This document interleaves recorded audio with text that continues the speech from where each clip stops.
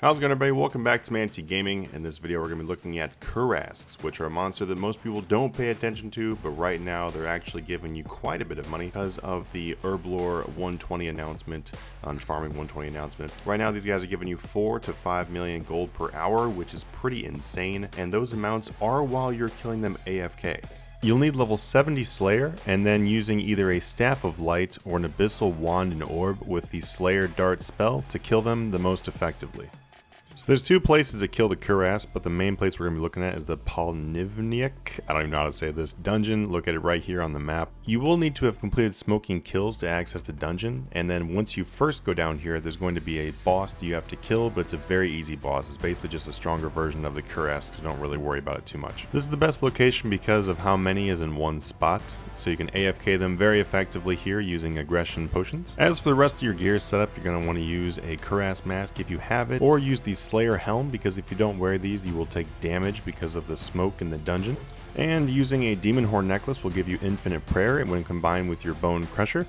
You can use basic prayer boosting things or DPS boosting things for your pocket slot, and like the book I have shown there, whatever cape you want to, the best cape you have for combat stats is going to be the best. As you can see, I'm using the Staff of Light. As I mentioned, you do need to use either a Staff of Light or Abyssal Wand and Orb because those let you cast the Slayer Dart spell.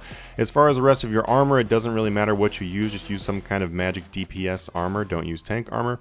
On my top I've got Scavenging 3 because it'll give me a lot of extra components while I'm killing these things. And Cinder Banes are going to be your best DPS overall, otherwise you don't really need them though, it's just if you want to go a little above and beyond.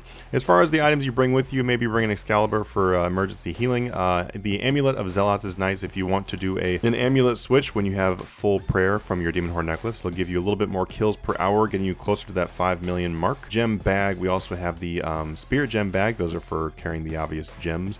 Rune pouch is going to be nice to give you some runes. I've got my basic runes in there for alchemy and stuff like that, and I've also got my death runes right there for the Slayer Dart spell. This just helps you save some space. You're also going to want to bring some overloads if you have those unlocked, as well as some aggression potions if you're planning on AFKing. If you have the aggro overloads unlocked, they're actually perfect because that way you can bring aggressions and overloads in the same spot, and they're better than bringing holy overloads because you don't need the additional prayer because you have infinite prayer with the Demon Horn necklace. So how do these guys actually give you 4 to 5 million gold per hour, you're probably wondering? Most of the drops actually come from the leaf bladed swords, the mystic robe tops, and the white berries. These actually add up to quite a bit of money. A vast majority of the money you're going to make here is going to be from the spring cleaner, so having a higher level spring cleaner is definitely going to be very useful. Remember, it goes up to the over 9,001 one, which is kind of like an inside joke, but this will add up to several 100,000 gold, and I mean honestly several million gold as you're killing these, because they do drop a lot of salvage. So set that stuff to the alchemy selection and then just watch the money rain in. So the basic strategy here is just going to be to keep on using your AoE abilities as much as you can. Corruption Blast is going to be amazing to use here, as well as Sunshine. Aside from that, just keep on using your area loot and picking up all the drops, and that's really about it. These things are pretty straightforward and very easy to kill. If you're a higher level player, you don't really have to worry about ever dying here. This is also a great place to train your ult to come here and sit here. You can make a small little ult army if you want to, and make quite a bit of money by setting all your accounts here. Level 70 in Slayer, as well as that